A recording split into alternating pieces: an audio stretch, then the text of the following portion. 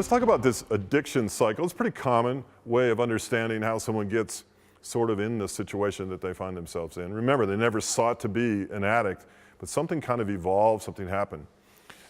Usually at some point in your life, whether it be because of trauma or upbringing or conditioning or whatever, or just stupid mistakes you made, or an excessive use of a substance or a behavior, an imbalance of some kind, you have this feeling kind of a guilt or shame, like I'm not where I should be, I'm less than I actually think I should be.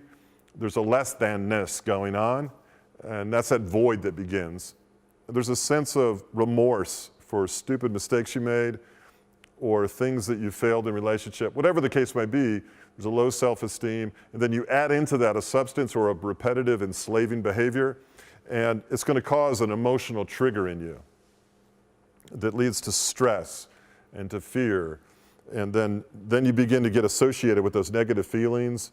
You wake up in the middle of the night and you realize you got this thing going on in your life, and it's getting bigger and bigger and bigger, and it's overwhelming you, and it's worry and it's concern and it's stress and anxiety, and you're living in the future. And the swirl, I call it the swirl, starts taking place. And you start having these cravings based on your experience with a substance or behavior. You have these cravings. Maybe I can just do that and I'll turn it all off for a while. I'll turn it off for a Friday night. I'll turn it off through a sexual exploit. I'll escape the whole dilemma and I'll get a vacation from my problems.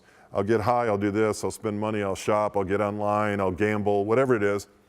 And then you find yourself in that ritual. That becomes a ritual, a repetitive cycle. And what happens? You guessed it.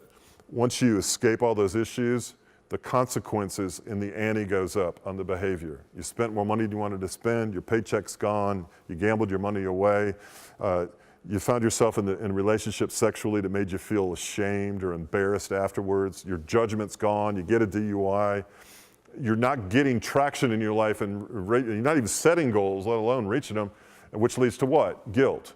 Here we go again. The guilt, the shame, the less than-ness, the low self-esteem. Now the esteem's lower. Now we have these emotional triggers, now we have cravings, now we have this ritual behavior, and on it goes. Experimentation becomes regular use becomes ongoing, consistent, full-blown addiction before it's over. This even can happen with nicotine.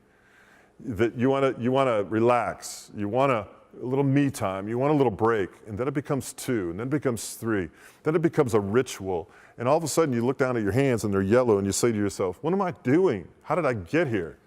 And that hurts. So what do? You pull out a cigarette, you pull out a joint, you pull out a drink, and you said, that hurts, I got to get away from that hurt. And on and on and on it goes. Now here's the thing, not only does it go in a circle, eventually that circle is like a vortex, and it goes down lower and lower and lower. And when your tolerance is up, you need more and more and more. And you say, how did I get here? And then it's time to really take a look at, how do I recover? Help me, God, I have found myself to be my own enemy. How do I get out of this? I'm enslaved, and therein lies the need for recovery.